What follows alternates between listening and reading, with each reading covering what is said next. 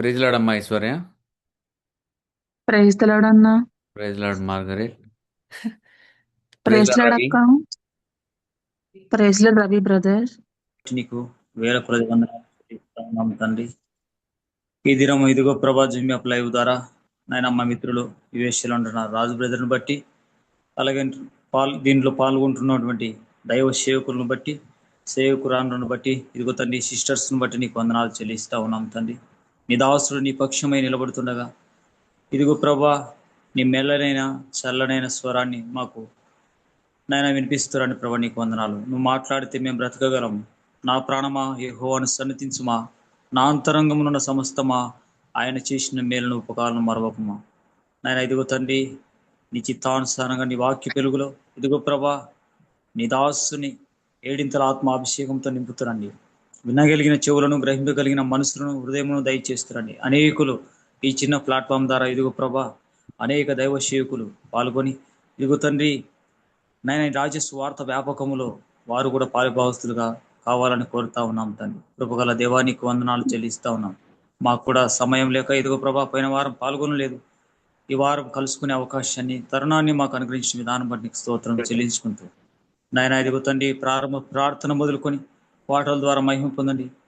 వాక్యం కొరకై నిలబడుతున్న నీ దీనదాసుని నాయన ఇదిగో తండ్రి నీ చెరుగు చాటున మరుగుపరిచి ఇదిగో తండ్రి నీ మేలనైన స్వరాన్ని వినిపిస్తున్నావని మా ప్రభును మా రక్షకుడైన యేసుక్రీస్తు వారి శ్రేష్టమైన గంభీరమైన నామమును ప్రార్థించి అడిగి పొందించున్నాం పరమ తండ్రి. Amen. Amen. Amen. Thank you Ravi. ఈ సమయంలో ఒక మార్గరెట్ ఒక పాట పడుతుంది.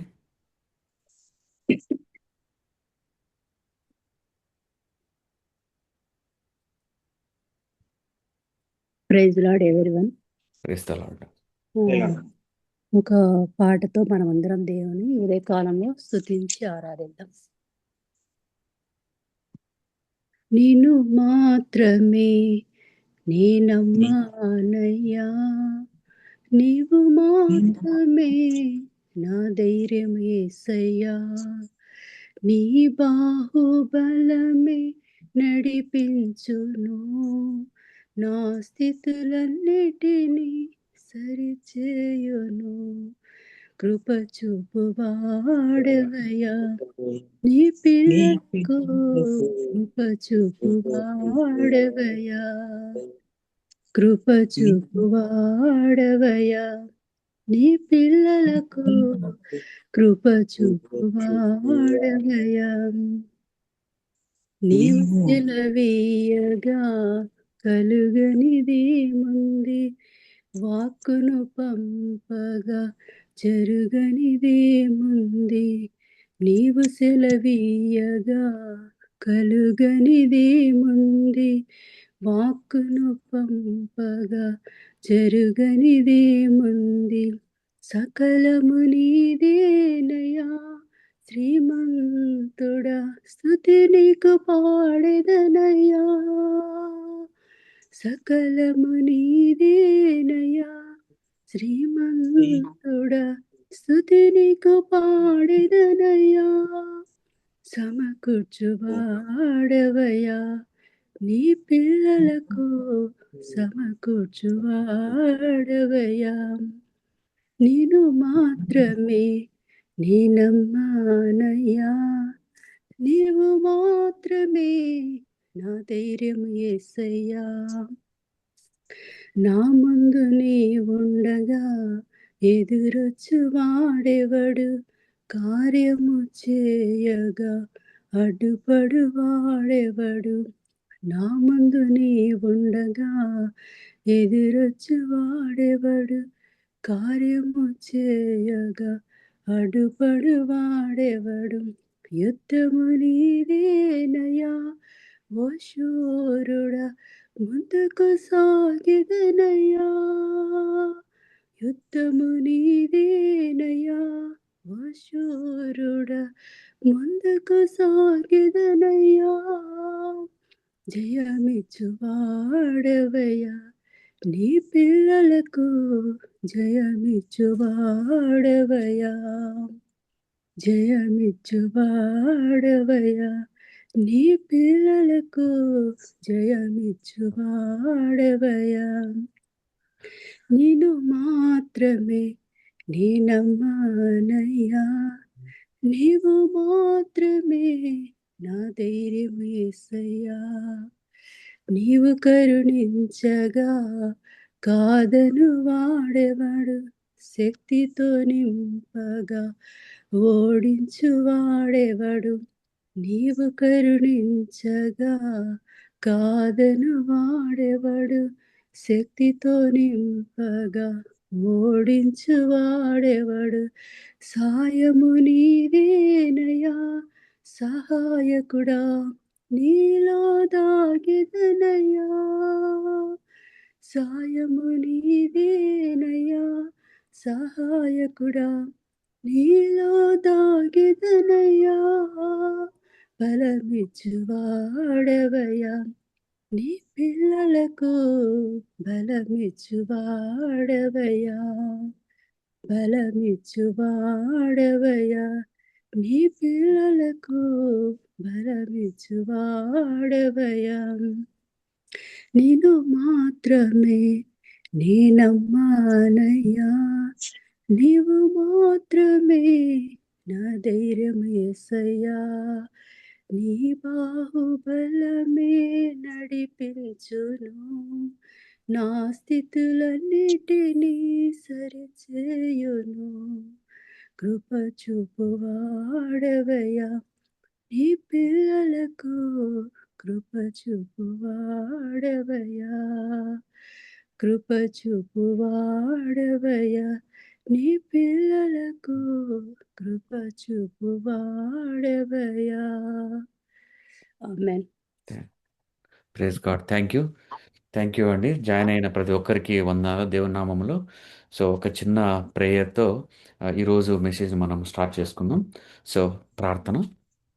స్తోత్రం తండ్రి, ప్రభువా, కృపల దేవ, మహిళ రాజా, మమ్మల్ని ఇంతవరకు కాచి కాపాడి భద్రపరిచి ఇదిగో తన ప్రభా ఇంకొక వారాన్ని ఇచ్చిన విధానం బట్టి మీకు వందనాలు తండ్రి. ఇదిగో ఏసయ్య మానైనా అవునయ్యా తండ్రి, ఎన్ని రకాలుగా తన ప్రభా మనల్ని వాక్యం ద్వారా ఆదరించి తన ప్రభా ప్రేమించి రక్షించి అన్ని రకాలుగా ముందు నడిపించిన విధానం బట్టి మీకు స్తోత్రం ప్రభా. నేను వాక్యం చెప్పాలని తన ప్రభా నేను ఆశపడుతున్నాగా తన ప్రభా మానైనా అవునయ్యా, మీ మాటలను తన ప్రభా నా నోటి ద్వారా వాడుకుని ప్రభా మీ నామానికే గంట తెచ్చుకోనమని అడుగుతాను ప్రభా.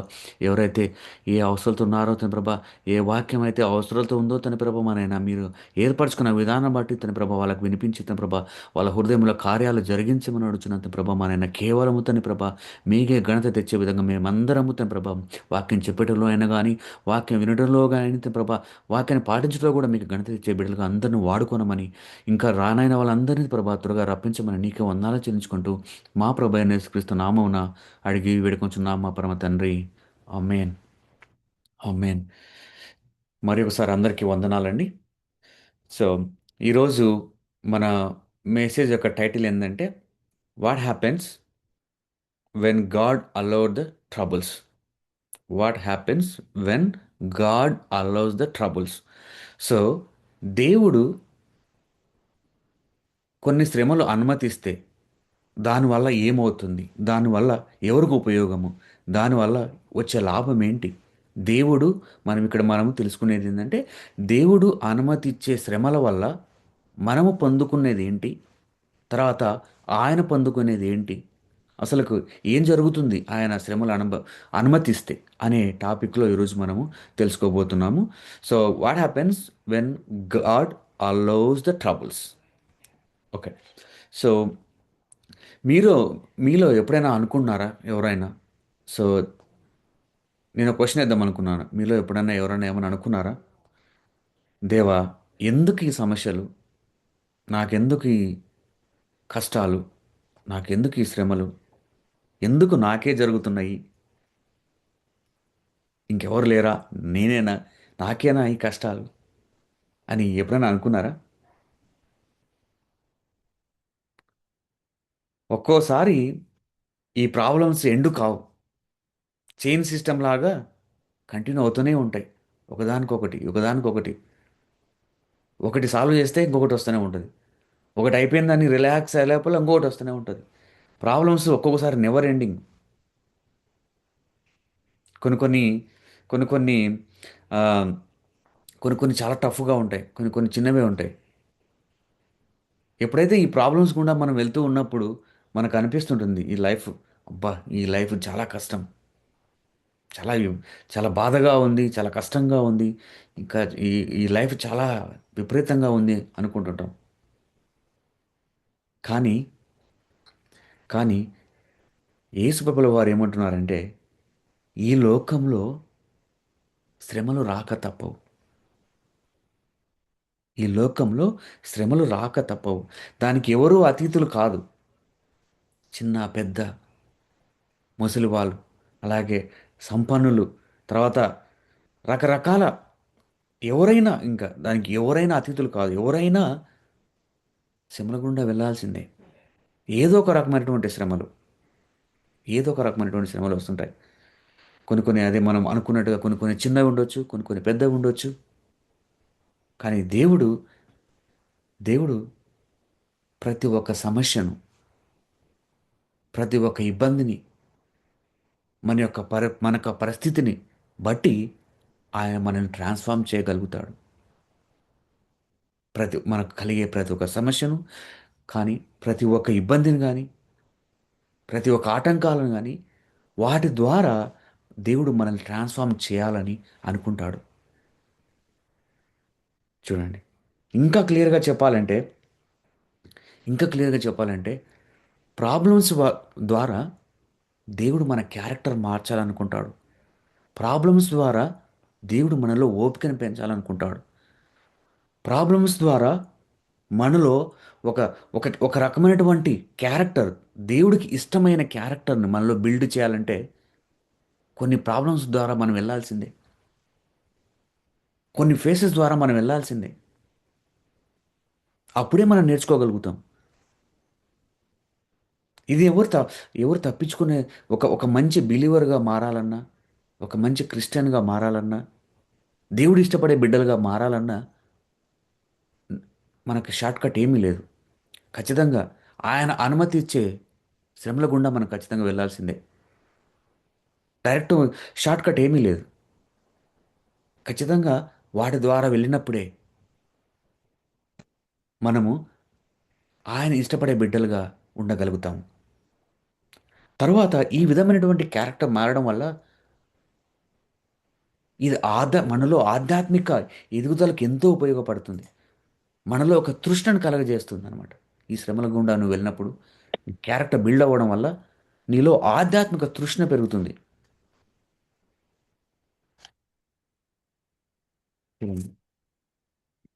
ఒకసారి మనం ఒక బైబిల్ రెఫరెన్స్ చూసుకుంటే, మొదటి పేతురు 4:12, మొదటి పేతురు 4వ అధ్యాయము 12వ వచనం చూసుకుంటే పేతురు ఈ విధంగా రాస్తున్నాడు.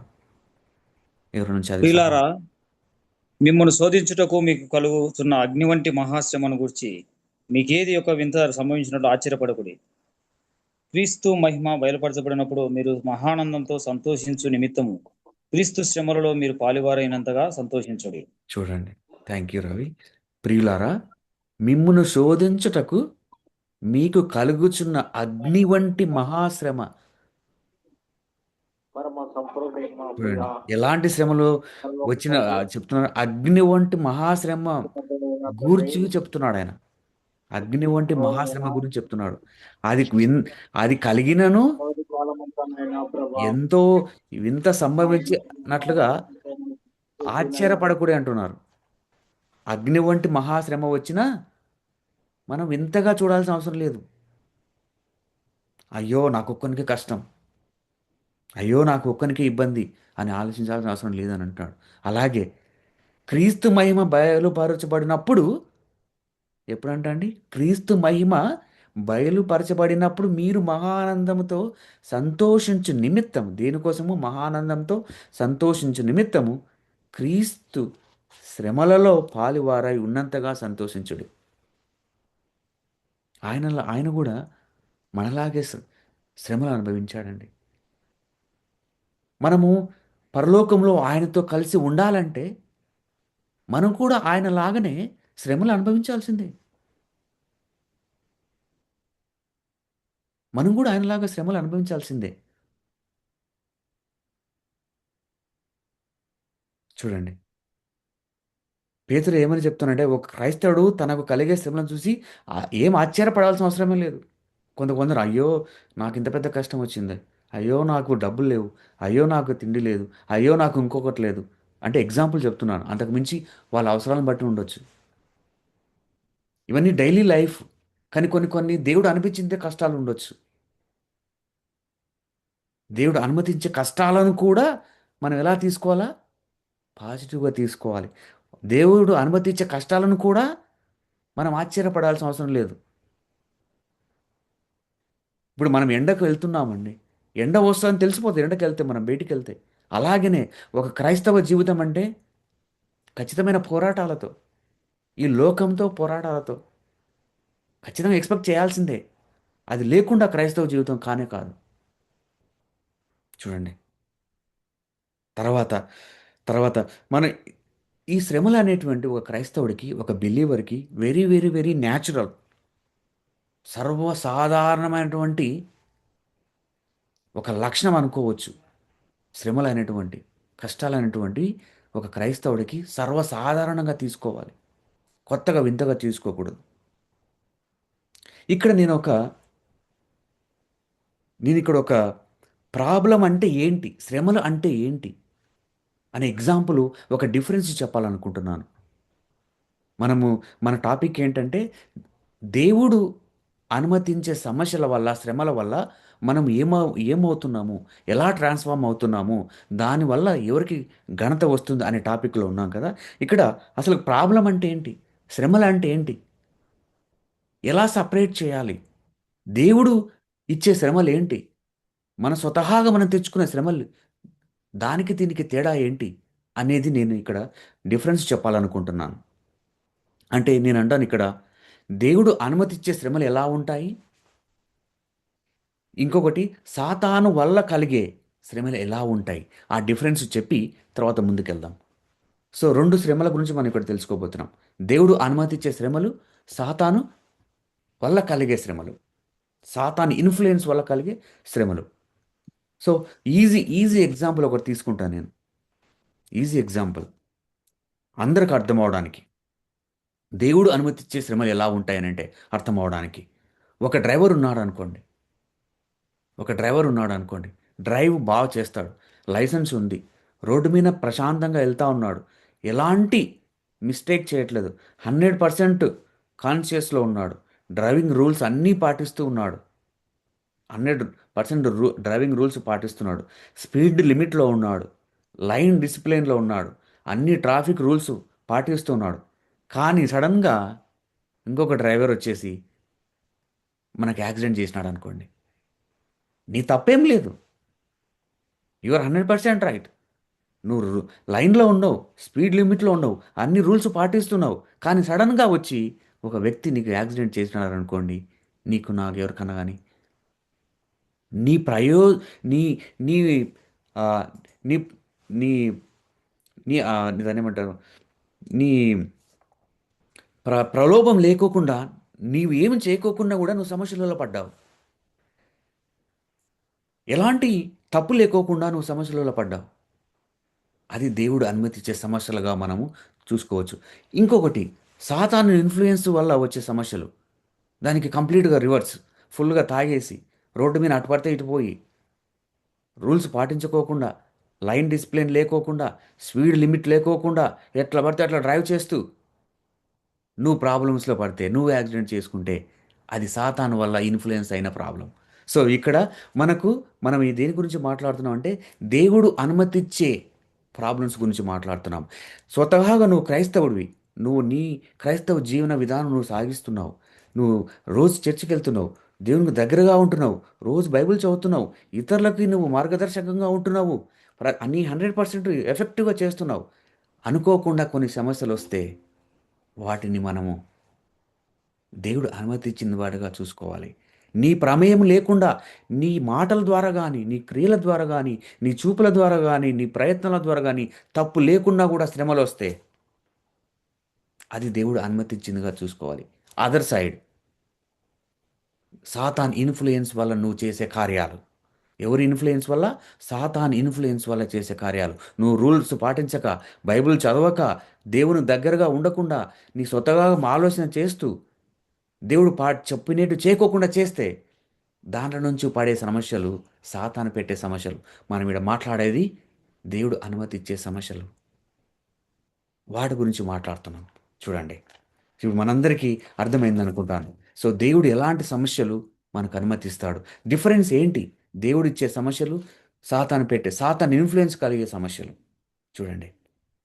మళ్ళీ ఒక్కసారి మనం ఎటుకెళ్దాం. సో రెఫరెన్స్కి వెళ్దాం. 1 పేతురు 4:12. ప్రియులారా, మిమ్మల్ని శోధించుటకు మీకు కలుగుచున్న అగ్ని వంటి మహాశ్రమను గూర్చి మీకేదో ఒక వింత సంభవించినట్లు ఆశ్చర్యపడకుడి. క్రీస్తు మహిమ బయలుపరచునప్పుడు మీరు మహిమానందముతో సంతోషించు నిమిత్తము క్రీస్తు శ్రమలలో మీరు పాలువారై ఉన్నంతగా సంతోషించుడి. అదే అండి. ఆయన మన కోసం ఎంత కష్టపడ్డాడండి యేసుప్రభుల వారు. మనం తిరిగి ఆయనతో కలిసి ఉండాలంటే అలాంటి శ్రమల గుండా వెళ్ళొద్దా? మనలో మంచి క్యారెక్టర్ రావద్దా? మనలో పనికిరానవన్నీ తీసివేయొద్దా ఆయన? ఇక్కడ ఉన్నంతటువంటి కుళ్ళు కుతంత్రాలతో పరలోకం వెళ్ళగలమా? అక్కడ స్వచ్ఛమైన వ్యక్తిత్వం కావాలి. దేవుని వ్యక్తిత్వం కావాలి అక్కడ. మనిషి వ్యక్తిత్వం కాదు. ఇక్కడ మనిషి చేసే ఆలోచనలు కాదు అక్కడ పరలోకంలో కావాల్సింది. ఇది ఓన్లీ రీహార్సల్. ఇక్కడ జరిగేదంతా రీహార్సల్. యాక్చువల్గా అక్కడ లైఫ్ అక్కడ ఉంది మనకు. ఇది 60 సంవత్సరాల లైఫ్. కానీ అక్కడ పర్మనెంట్ లైఫ్ అక్కడ ఉంది. ఇక్కడ ప్రాక్టీస్ చేస్తున్నాం, ఇక్కడ నేర్చుకుంటున్నాం. ఇక్కడ తీసివేయాలి, నేర్చుకోవాల్సింది తీసివేయాలి, నేర్చుకోవాలి. ఏం నేర్చుకోవాలి? యేసుప్రభుల వారు ఏ విధంగా చెప్పాడో, యేసుప్రభుల వారు ఏ విధంగా లైఫ్ తన సాగించాడో, పాపానికి దూరంగా, అన్యాయం చేయకోకుండా, అలాంటివన్నీ ప్రాక్టీస్ చేసుకుంటే, అలాంటి సులక్షణాలు ఇక్కడ నేర్చుకుంటేనే మనం పరలోకం వెళ్ళగలం. లేదంటే పరలోకం కూడా భూలోకం అయిపోదు, స్వార్థం అయిపోదు, అన్యాయం అయిపోదు. లంచాలు కాదా, శారీరక వాటి మీద మనం ముందుకెళ్ళమా? అవన్నీ ఇక్కడ వదిలిపెట్టడానికే. ఇవన్నీ ఇక్కడ రీహార్సల్ చేయాలి, వదిలిపెట్టాలి. క్యారెక్టర్ బిల్డ్ అవ్వాలి. దేవుడు చూసేది హృదయాలను. ఆ హృదయం ఇక్కడ బిల్డ్ అవ్వాలి. అది బిల్డ్ అయినప్పుడే పరలోకంలో మనం ఎలిజిబుల్ అవుతాం. చూడండి. ఇంకా చెప్పాలంటే ఇంకా చెప్పాలంటే సమస్యలతో ఇబ్బందులలో ఉన్నప్పుడే, లేకపోతే అనారోగ్యంలో ఉన్నప్పుడే చేసే ప్రార్థన విలువైన నేను చెప్తాను. సమస్యలలో ఉన్నప్పుడు, ఇబ్బందులు ఉన్నప్పుడు, అనారోగ్యాలలో ఉన్నప్పుడు, ఆర్థిక పరిస్థితులు ఉన్నప్పుడు, మన కుటుంబం పరిస్థితి బాగాలేనప్పుడు చేసే ప్రార్థనలే విలువైనని నేను అంటాను. ఇంకా చెప్పాలంటే దేవుడికి అవే ఇష్టం అంటాడు. ఎందుకంటే ఆ సమయంలో మనకు ఎనర్జీ లేదు, ఓపిక ఉండదు, శరీరం సహకరించదు, బ్రెయిన్ పనిచేయదు. కానీ అయినా ఆ సమయంలో మనం ప్రార్థిస్తే దేవుడు మన మొర వింటాడు. దేవుడు మన ప్రార్థన ఆలకిస్తాడు. ఎందుకంటే తెలుసా? ఆ సమయంలో మన హృదయం చాలా స్వచ్ఛతంగా ఉంటుంది, స్వచ్ఛంగా ఉంటుంది. ఇంకా చెప్పాలంటే చాలా క్లియర్గా ఉంటుంది మన హార్ట్ ఆ సమయంలో. ఆతృతతో ఉంటుంది. ఇది ఆదరణ కావాలి నాకు. చాలా క్లియర్గా ఉంటుంది. సమస్యల గుండా వెళ్తున్నప్పుడు నువ్వు చేసే ప్రార్థన దేవుడికి ఇష్టం. ఎందుకు? నీ హృదయం చాలా స్వచ్ఛంగా ఉంటుందనేసి. చాలా విలువైనది కూడా అలాంటి ప్రార్థనలు. అందుకనే బైబిల్ ఒక రెఫరెన్స్ ఉంది. కీర్తనలు 35:18. ఎవరైనా చదివి సాయంకాలం చేయగలరా? 5 కీర్తనలు 35:18 రవి. 35:18. అప్పుడు మహా సమాజములో నేను నిన్ను స్తుతించేదను. కీర్తనలు 35:18. అదే అదే చదువుతున్నాను. అప్పుడు మహా సమాజములో నేను నిన్ను స్తుతించేదను, బహుజనులలో నిన్ను స్తుతించేదను. కీర్తనలు 35:18. విరిగిన హృదయం కలిగిన వారికి యెహోవా ఆసన్నుడు, నలిగిన మనస్సు గలవారికి ఆయన రక్షించును. విరిగిన హృదయం కలిగిన వారికి యెహోవా ఆసన్నుడు, నలిగిన మనస్సు గలవారిని ఆయన రక్షించును. చూడండి. విరిగిన హృదయం గల వారికి యెహోవా ఆసన్నుడు, ఆయన దగ్గరగా ఉంటాడు. 34. 34. సారీ. ఆయన చాలా దగ్గరగా ఉంటాడు. విరిగి నలిగిన హృదయం గల వారికి ఆయన దగ్గరగా ఉంటాడు. ఆ మన ప్రార్థన ఆలకిస్తాడు. ఓన్లీ ఒక రీజన్, మన హృదయం చాలా క్లియర్‌గా ఉంటుంది. చిన్న మనకి ఎనర్జీ ఉండదు, ఓపిక ఉండదు. కానీ చేసే ప్రార్థన మాత్రం విలువైనది. ముత్యం లాంటిది. రోజు చేసే ప్రార్థనల కన్నా విరిగి నలిగిన హృదయంతో చేసే ప్రార్థన ఎంతో విలువైనది. మనం గమనించాల్సింది అదే అనమాట. మనం ఎలాంటి హృదయంతో ప్రార్థిస్తున్నామనేది. కాబట్టి ఈ శ్రమలకు మనము వెనకడుగు వేయకూడదు. ఆశ్చర్యపోకూడదు. బాధపడకూడదు. దేవుని తిట్టకూడదు. దేవుని దూషించకూడదు కూడా. ఇంకా చెప్పాలంటే ఆయన అనుమతిస్తున్నాడని మనము అనుకోవాలి. ఇది ఆయన ప్రణాళికలో ఒక భాగంగా ఇది నాకు అనుమతి ఇచ్చాడు ఆయన అని మనం అనుకోవాలి. నువ్వు ట్రాన్స్‌ఫార్మ్ అవ్వాలంటే, నీ క్యారెక్టర్ బిల్డ్ అవ్వాలంటే శ్రమల గుండా ఎళ్ళాల్సిందే గదా! అవి ఎలాంటి సమస్యలైనా ఉండొచ్చు. ఆర్థిక సమస్యలైనైతే, కుటుంబ సమస్యలైతేనేమి, ఇంకా ఏవైనా ఉండొచ్చు. ఇలాగా సమస్యలొచ్చినప్పుడు మన సొంత ఆలోచనలతో, మన సొంత ప్రణాళికలతో ఎళ్తే మనకు చాలా ఇబ్బందులే. తర్వాత మనం ఎదుర్కోలేము కూడా. చాలా కష్టం అనిపించొచ్చు మనకు. మనం ఒక్కరమే భారం మోస్తున్నట్టుగా ఉండొచ్చు. కానీ ఎప్పుడైతే ఆయన మీద భారం వేసి, ఆయన చిత్తానికి అప్పగిస్తామో ఖచ్చితంగా మనకు చాలా సులువుగా ఉంటుంది. ఒకానొక ఒక ఒక ఒకానొక క్రైస్తవుడు అంటాడు, "నా సొంత ప్రయోజనాలు నేను చేస్తే 100% నేనే ఆలోచించాలి. నేనే ఇంప్లిమెంట్ చేయాలి. నేనే ప్రణాళికలు చేయాలి. నేనే పనులు చేయాలి. అదే దేవునికి అప్పగిస్తే 80% 90% ఆయనే ప్రణాళికలు. 10% నేను చేస్తా." ఇంకోసారి చెప్తాను. ఒక క్రైస్తవుడు అంటున్నాడు, "నా సొంత ఆలోచనలు, నా సొంత ప్రణాళికల ప్రకారం నేను చేస్తే ప్రతిదీ 100% నేనే చేయాలి ఎఫర్ట్. ప్లాన్‌లు నేనే చేయాలి. పనులు నేనే చేయాలి. అన్ని రకాలుగా నేనే చేయాలి. అదే దేవునికి అప్పగిస్తే ప్లాన్ ఆయనే చేస్తాడు. అనుకూల పరిస్థితులు ఆయనే కలిగిస్తాడు. నువ్వు చేసేది 10% ఆయనకు అప్పగిస్తే. కాబట్టి మనం ఎప్పుడైతే ఆయనకు అప్పగిస్తామో 80-90% ఆయన చేస్తాడు. ఊరికే మనం ప్రెజెంట్ అవ్వడమే అక్కడ. మిగతావన్నీ ఆయనే చేసేస్తాడు.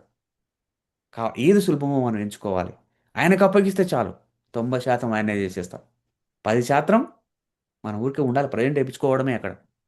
ఆ విధంగా మనం ఉండాలి. ఆ విధంగా ఆయనకు అప్పగించాలి. ఆ విధంగా ఆయన చిత్తానికి అప్పగించాలి. అదండి.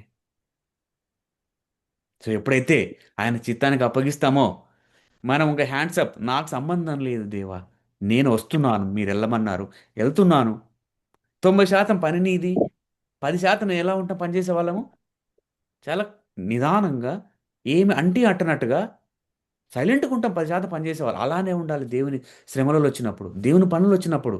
ప్రతిదీ ఆయనకు తెలుసు. ఆయన చేస్తాడు. 90% ఒక నువ్వెలా ఉండాలంటే అన్నిట్లో సైలెంట్‌గా ఉండడమే ఇంకా. ఆయన పని ఆయన చేసుకుంటూ ఎళ్తాడు. ఎందుకంటే ఆయన ప్రణాళిక, ఆయన చిత్తం. అలా ఉండాలి మనం. కష్టాలొచ్చినప్పుడు, ఇబ్బందులొచ్చినప్పుడు, ఆటంకాలొచ్చినప్పుడు. చూడండి. సో, కొంతమంది మన గురించి తెలుసుకుందాం బైబిల్‌లో. కొంతమందిని దేవుడు వాళ్ళకు శ్రమలు అనుమతిచ్చి కొందరిని హెచ్చించాడు. ఇంకొక సందర్భంలో కొంతమందిని శ్రమల గుండా పోనిచ్చి, అనుమతిచ్చి వాటి ద్వారా దేవుని నామానికి ఘనత వచ్చేలాగా ఉపయోగించుకున్నాడు వారిని. సో, 2 రకాలుగా జరగొచ్చు. దేవుడు హెచ్చించొచ్చు, శ్రమల గుండా పోనిచ్చి, లేదంటే దేవుని నామానికి ఘనత తెచ్చే విధంగా కూడా వారిని దేవుడు వాడుకోవచ్చు. కాబట్టి నాకు రాలేదే, నేను హెచ్చింపబడలేదే, నాకు శ్రమొచ్చిందే, అయినా నాకు హెచ్చింపబడలేదే, నాకు లాభం రాలేదే అనేది ఆలోచించడం కూడా మనం తగ్గించుకోవాలి. కొన్ని కొన్ని విషయాల్లో మనకు శ్రమ రావచ్చు. కానీ దేవుని నామానికి ఘనత అక్కడ కలుగుతుంది. అది కూడా మనం గమనించుకోవాలి. మనందరికి తెలుసు ఏసేపుకు శ్రమ వచ్చింది. తన సొంత సహోదరులే ఇబ్బంది పెట్టారు. ఐగుప్తులకు అమ్మివేశారు. ఐగుప్తులకు అమ్మివేయకపోతే మన కింగ్ చూసేవాళ్ళమే కాదక్కడ. అది దేవుడిచ్చిన శ్రమ. దేవుడు అనుమతించిన శ్రమ ఆయనకు. తర్వాత ఒక కింగ్ అయ్యాడు. ఘనతనిచ్చాడు. యేసేపుకి ఘనతనిచ్చాడు. శ్రమలు అనుమతించడం వల్ల. చూడండి. అలాగే ఇదే దేవుడు అనుమతించే శ్రమలు. అలాగే దానియేలుకు శ్రమలు అనుమతించడం ద్వారా దేవుని నామానికి ఘనత వచ్చింది ఇక్కడ. అక్కడ యేసేపుకు ఘనత వస్తే ఇక్కడ దానియే ఇక్కడ దేవుని నామానికి ఘనత వచ్చిందండి. చూడండి. మనందరికీ తెలుసు బబులోను రాజ్యం దర్యావేషు అధికారంలో ఉన్నప్పుడు, ఆయన పాలించుచున్నప్పుడు తన సహాధికారులు, దానియేలు సహాధికారులు అందరూ ఒక నింద మోపుతారన్నమాట. ఎలాగైనా దానియేలును పట్టించాలి. ఈయన వినట్లేదు మనకు. ఎలాగైనా పట్టించాలని ఏం చేస్తారు? ఒక శాసనం తెప్పిస్తారు. రాజా 30 దినములు ఎవరే గాని ఏ దేవునికి మొక్కకూడదు, నిన్ను తప్ప ఏ దేవునికి మొక్కకూడదు అని ఒక శాసనం తెస్తారు. కానీ దానియేలు ఏమంటాడు? ఇవన్నీ నాకు పట్టవన్నట్టుగా రోజు ప్రార్థిస్తుంటాడు. ఇదే తప్పు ఏం చేశాడు ఆయన? దేవుని ప్రార్థించడం, ఆయన అంతే. ఆ శాసనం ఏమనుంది? ఆ బబులోను రాజ్యంలో ఏ ఒక్కరు కానీ 30 రోజుల వరకు ఒక రాజును తప్ప ఎవరిని పూజించకూడదు, నమస్కరించకూడదు అనే శాసనం తెచ్చారు. అది ఇంటెన్షనల్గా తెచ్చారు, ఏదో కాదనమాట. దానియేలు పట్టించాలనే ఇంటెన్షన్తో ఆ శాసనం తయారు చేయించారు. ఎవరు? తన సహాధికారులే. చూడండి. వాటన్ని దానియేలు లెక్క చేయలేదు. దేవుని ప్రార్థిస్తూనే ఉన్నాడు. అది గమనించిన ఆ సంఘటన చూసి అందరు ఆయన దానియేలును రాజు దర్యావేషు సింహాల బోనులో వేస్తారు. మనందరికీ తెలుసు. రాత్రంతా సింహాల బోనులో ఉంటాడు. దర్యావేషు చాలా మటుకు ప్రయత్నం చేస్తాడు దానియేలును కాపాడడానికి. కానీ తన ఇచ్చిన ఆజ్ఞ ప్రకారం తను ఏం చేయలేకపోతాడు. రాత్రంతా నిద్ర పట్టదు కూడా దర్యావేషుకు. ఉదయం తెల్లవారంగానే వచ్చేసి, దానియేలు, నీ దేవుడు నిన్ను కాపాడినాడా అని పరిగెత్తుకుంటూ రాజైన దర్యావేషు వస్తాడు. నిత్యం పూజ. అప్పుడు దానియేలు ఏమంటాడు? అప్పుడు దానియేలు ఏమంటాడు? అవును రాజా, నువ్వు అన్నట్టే నా దేవుడు నన్ను కాపాడాడు. దేవుని దృష్టికి నేను నిర్దోషిని. దేవుని దృష్టికి నిర్దోషిని. అక్కడనేమో మనుషుల దృష్టికి దోషి, దేవుని దృష్టికి నిర్దోషి. అట్లనే ఉంటాయండి మానవులు తప్పుగా వాళ్ళు చేసింది తప్పు. శాసనము తప్పుగా నింద మోపినారు. మానవుల దృష్టిలో దోషం ఉండొచ్చు, కానీ దేవుని దృష్టిలో ఆయన దానియేలు నిర్దోషిగా ఉన్నాడు. మనము ప్రయారిటీ ఇవ్వాల్సింది, విలువనివ్వాల్సింది దేవుని దృష్టికి. చూడండి. కనుక సింహాల నోలను మూపివేసినాడు రాజా, నా దేవుడు నన్ను కాపాడినాడు రాజా, నేను నిర్దోషిగా ఉన్నందుకు అని దర్యావేస్తూ అన్నప్పుడు, తర్వాత దర్యావేషు నింద మోపిన వారిని అందరిని తీసుకొని వచ్చి సింహాల బోన్లో వేయంగానే కుటుంబ సభ్యులతో సహా ఎముకలు ఎముకలు కూడా మిగలలేదంట. నింద మోపిన వారి ఎముకలు కూడా మిగలలేదు. తర్వాత దర్యావేషు తన రాజ్యంలో శాసనాలను వేస్తాడు. ఒక్కసారి ఆ రెఫరెన్స్ తీసుకుందాం. దానియేలు 6:25. 6:25. దానియేలు 6వ అధ్యాయం 25వ వచనము. ఎవరైనా సాయం అప్పుడు చేయండి. రాజాకు దర్యావేసు లోకమంతటను నివసించే సహజనులకును రాష్ట్రములకును ఆయా భాషలు మాట్లాడే వారికి ఇలా వ్రాయించాను. మీకు క్షేమాభివృద్ధి కలుగును గాక. నా సముఖమును నియమించిన ఏమనగా నా రాజ్యములోని సకల ప్రభుత్వములో ఎందుండు నివాసులు దానియేలు యొక్క దేవునికి భయపడుచు ఆయన సముఖమున వణుకుచుండవలెను. ఆయనే జీవంగల దేవుడు, ఆయనే యుగములుండువాడు. ఆయన రాజ్యము నాశనం కానేరదు, ఆయన ఆధిపత్యము తుదమట్టుకు ఉండును. ఆమేన్. చూడండి ఏమన్నారండి? బబులోను రాజ్యము బబులోను రాజ్యం యొక్క రాజు ఏమంటున్నాడు? ఆయన ఒప్పుకుంటున్నాడు. దానియేలు యొక్క దేవునికి భయపడచ్చు, ఆయన సముఖమున వణుకుచూ ఉండవలెను, ఆయన జీవం గల దేవుడు, ఆయనే యుగములు ఉండువాడు అని ఒక శాసనం తయారు చేయించాడు. ఎవరికి ఘనత వచ్చిందండి ఇక్కడ? కష్టాల వల్ల కష్టపడింది దానియేలు. ఘనత వచ్చింది ఎవరికి? దేవుని నామానికి. ఆయన నామం ఆయన పూజించమని రాజ్యమంతటా ఒక శాసనం తయారు చేశాడు. రాజే ఒప్పుకుంటున్నాడు. దానియేలు యొక్క దేవుడు నిజ దేవుడు అనేసి. మనం ఈరోజు ఎలా ఆలోచన చేసుకోవాలి. మనకు వచ్చే కష్టాల వల్ల, కష్టాలు పోతే నాకు లాభం రాలేదని ఆలోచిస్తున్నామా? కష్టం వల్ల దీనివల్ల మనం ఏం నేర్చుకుంటున్నామా ఆలోచన చేస్తున్నామా? మనం ఒకసారి ఆలోచన చేసుకోవాలి. చూడండి, దానియేలు శ్రమ వల్ల దేవునికి నామానికి ఘనత వచ్చింది. ఇంకా పౌలు గారి విషయానికి వస్తే ఆయన పడ్డ శ్రమలు ఎన్నో, ఆయన పడ్డ ఇబ్బందులు ఎన్నో, శారీరక శ్రమలు ఎన్నో, శారీరక శ్రమలు ఎన్నో. ఒక్కసారి చూడండి, పౌలు గారు ఆ, 2 కొరింథీ 11:25 వచనం. 2 కొరింథీ 11:25, 11 అధ్యాయం 25 వచనం. నేను చదువుతాను. రెండో కొన్- ఆ, 11:25. 2 కొరింథీ 11:25 ముమ్మారు బెత్తములతో కొట్టబడి తిని, ఒకసారి రాళ్లతో కొట్టబడి తిని, ముమ్మారు ఓడ పగిలి శ్రమపడి తిని, ఒక రాత్రింబగులు సముద్రంలో గడిపి తిని, చాలా. అనేక పర్యాయములు ప్రయాణములలోను, థ్యాంక్ నదుల యూ. వలన ఆపదల్లోను. ఆ, చూడండి, ముమ్మారు బెత్తములతో కొట్టబడి తిని, ఒకసారి రాళ్లతో కొట్టబడి తిని, ముమ్మారు ఓడ పగిలి శ్రమ పడి తిని, రాత్రింబగళ్ళు సముద్రంలో గడిపి తిని. ఇవన్నీ దేవుడు ఆ పౌలు గారికి శ్రమలు అనుభవించాడు, శారీరక శ్రమలు అనుమతించాడు. దానివల్లనే ఆయన విస్తారమైనటువంటి సువార్తను ప్రకటించాడు. దేశాలకు వెళ్ళి సువార్తను ప్రకటించాడు. అనుమతించడం ద్వారానే ప్రశాంతంగా ఒక చోట కూర్చోబెడితే ఆయన సువార్త చెప్పేవాడా? ఆయన గురించి మనం ఇప్పుడు చెప్పుకునే వాళ్ళమా? ఎవరైతే శ్రమల గుండా వెళ్తున్న వాళ్ళందరికీ ఆయన ఒక దిక్సూచి అయ్యాడు, ఒక మార్గదర్శకం అయ్యాడు. ఇలా జరుగుతాయి, మీరు బాధపడొద్దండి అని చెప్తూ వచ్చేవాడు. మనకు చెప్పేవాడు లేకపోయేవాళ్ళు. ఇప్పుడు మనం బాధపడే వాళ్ళందరికీ ఆయన ఒక పితామహుడు అనుకోవచ్చు, మనం ఒక మార్గదర్శి అనుకోవచ్చు. ఇలాగ ఖచ్చితమైన సువార్త చెప్పే వాళ్ళకి కష్టాలు వస్తాయి అని చేసి నిరూపించినాడు ఆయన. మనకందరూ ఒక ఆదరణ ఆయన, ఒక దిక్సూచి ఆయన కష్టపడే మంచి పాస్టర్లకి. ఆ విధంగా ఆయన చేయకపోతే ఈరోజు మనం చెప్పుకునే వాళ్ళమే కానే కాదు. మనం ఎవరిని చూసి ఎవరు కష్టపడ్డారు సువార్త చెప్పి, ఎవరు కష్టపడలేదే మన మీద కష్టపడాలి అనే మనస్తత్వం లేవు మనకు. ఉండేదేమో పౌలు గారు లేకపోతే క్యారెక్టర్ ఇక్కడ. సో ఆయన శ్రమల ద్వారా సువార్త ఎంతో వెదజల్లింది పౌలు గారి ద్వారా. చూడండి,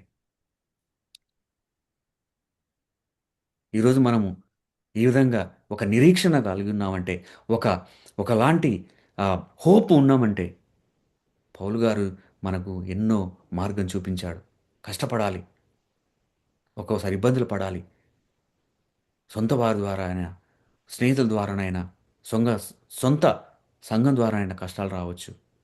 ఆయన ఎక్కడ ఆయన సువార్తను నిలపలేదు. చూడండి, అలాగే ఇంకొక ఎగ్జాంపుల్ తీసుకుందాం. ఇంకొక ఎగ్జాంపుల్, షడ్రక్ మిషక్ అబెద్నెగో విషయంలో కూడా దేవుడు వారికి శ్రమలు అనుమతించి దాని ద్వారా కూడా దాని ద్వారా కూడా మరి ఒకసారి బబులోను రాజైన నెబుకద్నెజరు మారేంతగా, ఇక్కడ రాజు మారిపోయాడు అసలుకి. ఇక్కడ చివరికి వచ్చేసరికి రాజే మారిపోయాడు. ఆయన కూడా ఇంకో శాసనం చేశాడు. ఇంకా చెప్పాలంటే ఆ ముగ్గురితో పాటు ఆ ముగ్గురితో పాటు ఇంకొక వ్యక్తిగా అక్కడ కనపడ్డాడు. నాలుగో వ్యక్తిగా దేవుడు కనపడ్డాడు. రాజుగా కనపడ్డాడు అక్కడ.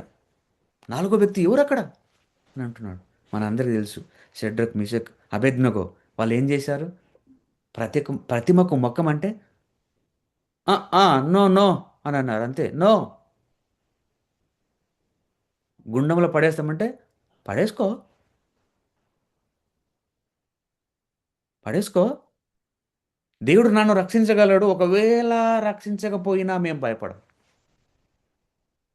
ఏమంటున్నారు? దేవుడు రక్షించగల సామర్థ్యుడు,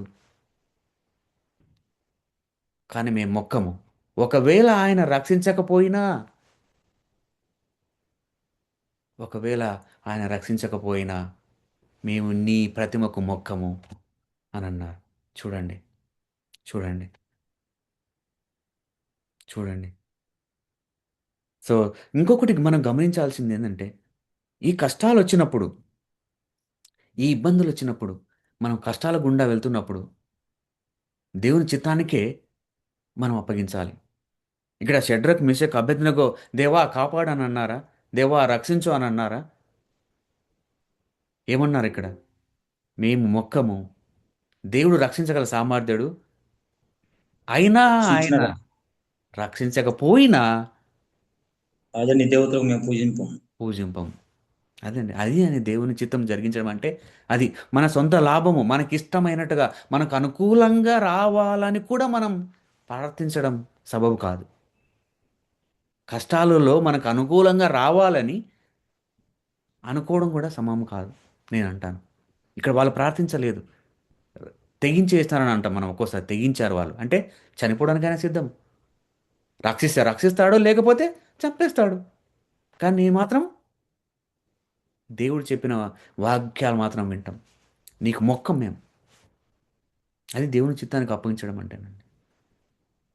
మన సొంత మన కష్టాలు వచ్చినప్పుడు అనుకూలంగా రావాలని కూడా మనం అనుకోవడం మంచిది కాదని నేను అంటాను. చూడండి. సో మనకి ఇక్కడ నేర్చుకోవాల్సింది ఏంటంటే ఆయన చిత్తానికే వదిలేయడం.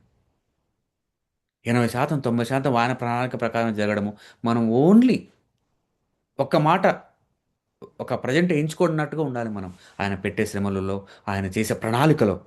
అంతేగాని మనమే అన్నీ చేయాలనుకోవడము, అన్నీ ప్లాన్ చేయాలనుకోవడము, అన్నీ నేను కంట్రోల్ చేయాలనుకోవడము, నాకిష్టం వచ్చినట్టుగా నాకు తెలివి ఉంది అని ప్రణాళిక ప్రకారం చేయడం కాదు గానీ, ఆయనకు అనుమతిస్తే 90% ఆయనే పనిచేస్తాడు. మిగతాది ఒక మనం 10% చేయాలి. చూడండి. అలాగానండి. సో, సో ఇలాగా మనము కూడా ఈ శ్రమలొచ్చినప్పుడు కూడా మనము ధైర్యంగా ఉండాలండి. దేవుడు అనుమతిచ్చినప్పుడు మనం ఇక్కడ ఇంకోసారి నేను గుర్తు చేస్తున్నాను. ఇవి దేవుడు అనుమతించే శ్రమల గురించి మనం మాట్లాడుతున్నాం. దేవుడు అనుమతించే శ్రమలు. నేను చెప్పినట్టుగా దేవుడు ఎలా ఎ దేవుడు అనుమతించే శ్రమలు ఎలాంటివనంటే మన ఎగ్జాంపుల్ కూడా చూసుకున్నాం. 100% నువ్వు బిలీవర్. 100% నువ్వు చేయాల్సింది చేస్తున్నావు. నీ చిత్తానుసారంగా నువ్వు కాదు. దేవుని చిత్తానుసారంగా చేస్తున్నావు. దేవుని ప్రణాళిక ప్రకారం నువ్వు వెళ్తున్నావు. సడెన్‌గా కొన్ని శ్రమలొస్తే అవి మనం దేవుడు అనుమతించినాడు అని అనుకోవాలి. ఎగ్జాంపుల్ డ్రైవర్ గురించి మనం ఆలోచన చేశాం. అదనమాట. సో, ఎప్పుడైతే ఎప్పుడైతే దేవుడు కొన్ని శ్రమలకు అనుమతిస్తాడో వాటి గుండా వెళ్తున్నప్పుడు నువ్వు నేను ధైర్యంగా ఉండాలి. ఇక్కడ దానియేలు ధైర్యంగా ఉన్నాడు. ధైర్యంగా ఉండి శాసనం ఉన్నా ప్రార్థించాడు. పౌలు గారు ధైర్యంగా ఉండి దేవుని సువార్తను దేవుని సువార్తను దేవుని వాక్యాన్ని ప్రచురింపజేశాడు. అబేద్నెగో అలాగే షడ్రక్, మెషక్, అబేద్నెగో ధైర్యంగా ఉండి దేవుని వాక్యానుసారంగా జీవించారు. శ్రమల గుండా వెళ్ళిపోయారు. మనం ధైర్యంగా ఉండాలనేది మనము ఇక్కడ నేర్చుకుంటున్నాం. అలాగే అలాగే మనము ఈ విధంగా శ్రమల గుండా వెళ్ళినప్పుడు మనం చూసుకున్నట్టుగా మొదట చూసుకున్నట్టుగా మనము క్యారెక్టర్ బిల్డ్ చేయాలని దేవుడు అనుకుంటున్నాడు కాబట్టి మనం ఓపికతో ఉండాలి. ఈ క్యారెక్టర్ బిల్డ్ అనేది ఇన్‌స్టాంట్‌గా జరిగిపోయేది కాదు. క్యారెక్టర్ బిల్డ్ అనేది ఒక రోజులో ఎమోషన్‌తో వచ్చేది కాదు. It's a long process. Very lengthy process. ఎమోషనల్‌గా తీసుకునే నిర్ణయం కాదు. అప్పటికప్పుడు పనికొస్తుంది ఎమోషనల్ నిర్ణయం. కానీ ఎప్పుడైతే మనము స్లోగా క్యారెక్టర్ బిల్డ్ చేసుకుంటామో అది దేవుడికి ఇష్టపడుతుంది. అది పర్మనెంట్ క్యారెక్టర్. ఎమోషనల్‌గా తీసుకునే ఆ నిర్ణయాలన్నీ కొంతవరకే ఉంటాయి. మనం కంటిన్యూ చేయలేము. అదే నీ క్యారెక్టర్‌తో బిల్డ్ అయ్యి తీసుకునే నిర్ణయాలు చాలా లాంగ్‌గా ఉంటది. కాబట్టి అలాంటి క్యారెక్టరు కోసం దేవుడు మనల్ని ప్రిపేర్ చేస్తున్నాడు. అలాగే కొంతమంది అనుకుంటుండొచ్చు, "ఎన్ని రోజులు దేవా ఈ కష్టాలు నాకు? ఎన్ని రోజులు నాకు ఈ కష్టాలు? ఎంతకాలం నాకు ఈ కష్టాలు? ఏంటి దేవా నాకు?" అని అనుకుంటుండొచ్చు. దేవుడు పెట్టే కష్టాలే. దేవుడు పెట్టే ఇబ్బందులే. దేవుడు అనుమతించే ఇబ్బందులే. కానీ ఎన్ని రోజులు? లైఫ్ లాంగా? చివరి క్షణం వరకా? అని క్వెషన్ రావచ్చు మనకు. ఇక్కడ నేను ఒక ఎగ్జాంపుల్ చెప్దామనుకున్నాను. ఒక బిలీవర్ లేదంటే ఒక అతను సిల్వర్ తయారు చేసే వ్యక్తి దగ్గరికెళ్ళాడంట. తను చేసో నాకు తెలుసు కదా, సిల్వర్ తయారు చేస్తున్నారు కదా, బర్న్ చేసి ఎర్రగా అవుతుంటూ ఉంటుంది కదా. ఆయన దగ్గరికి వెళ్ళాడనమాట. ఆయన దగ్గరికి వెళ్ళి, అయ్యా, ఇది నీకు ఎలా తెలుస్తుంది, ఇంత ప్యూర్గా ఉంది, సిల్వర్ ప్యూర్గా ఉంది, మంచి క్వాలిటీ ఉంది అని ఎలా నువ్వు చెప్పగలవు అని అంటే, ఆ సిల్వర్ తయారు చేసే వ్యక్తి ఏమంటాడంటే, అయ్యా, నేను ఎప్పుడైతే నా మొహాన్ని ప్రతిబింబాన్ని ఆ సిల్వర్లో చూస్తానో అప్పుడు అది క్వాలిటీగా ఉంది, అప్పుడు అది ప్యూర్గా ఉంది అని చెప్తాడంట ఆయన. ఎప్పుడైతే నా ప్రతిబింబం ఆ సిల్వర్లో కనిపిస్తుందో అప్పుడు అది ప్యూర్గా ఉన్నట్టు, ఎలాంటి కల్తీ లేదు ఆ సిల్వర్లో అని సమాధానం చెప్తాడంట.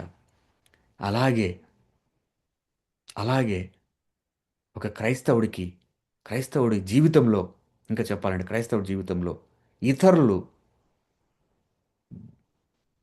క్రీస్తును మనలో చూడగలిగితే, చూసేంత వరకు దేవుడు మనకు శ్రమలు అనుమతిస్తూ మనల్ని ట్రాన్స్ఫార్మ్ చేస్తాడు, మనల్ని ప్యూరిఫై చేస్తాడు.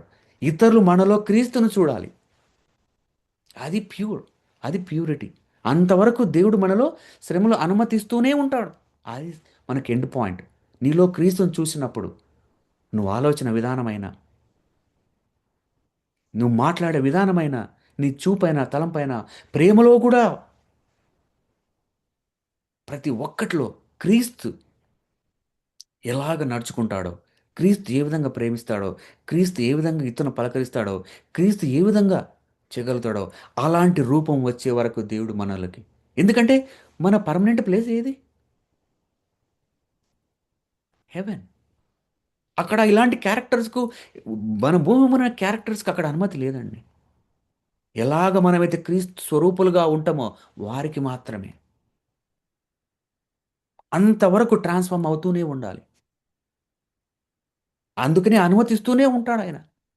ఇంకా తీసేయాలి, ఇంకా తీసేయాలి, ఏదో ఒక తీసేయాలి, ఏదో తీసేయాలి, ఇంకా మార్పు రావాలి. అలాగ మనం మార్పు చెందే వరకు మనం దేవుడు అనుమతిస్తూనే ఉంటాడు.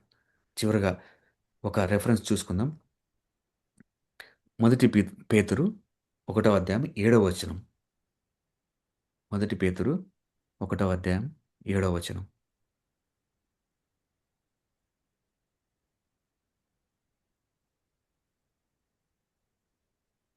1వ అధ్యాయం 7వ వచనం. అవును రవి. నశించిపోవు సువర్ణము అగ్ని పరీక్ష వలన శుద్ధపరచబడుచున్నది కదా, దానికంటే అమూల్యమైన మీ విశ్వాసము ఈ శోధనల చేత పరీక్షకు నిలిచినదై యేసుక్రీస్తు ప్రత్యక్షమైనప్పుడు మీకు మెప్పును మహిమయు ఘనతయు కలుగుటకు కారణమవును. ఆమేన్, హల్లెలూయా. చూడండి, నశించిపోవు సువర్ణమును అగ్ని పరీక్షణ వల్ల శుద్ధిపరచబడుచున్నది కదా. గోల్డ్ను అక్కడ పెట్టండి ఎక్కడన్నా ఒక చోట,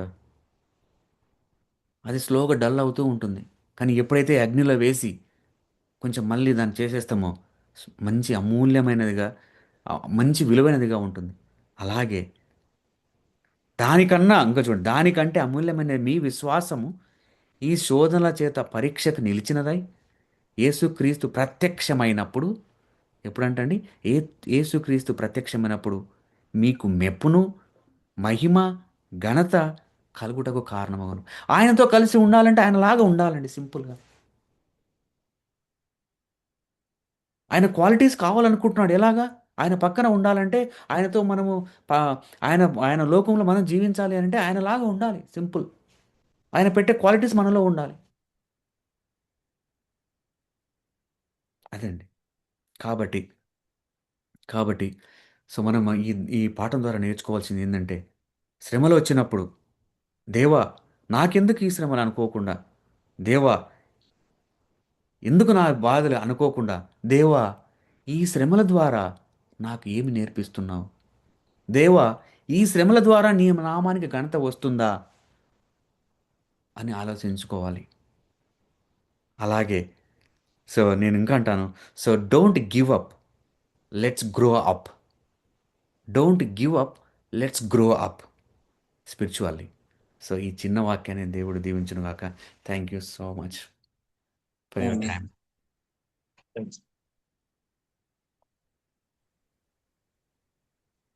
thank you brothers, thank you so much.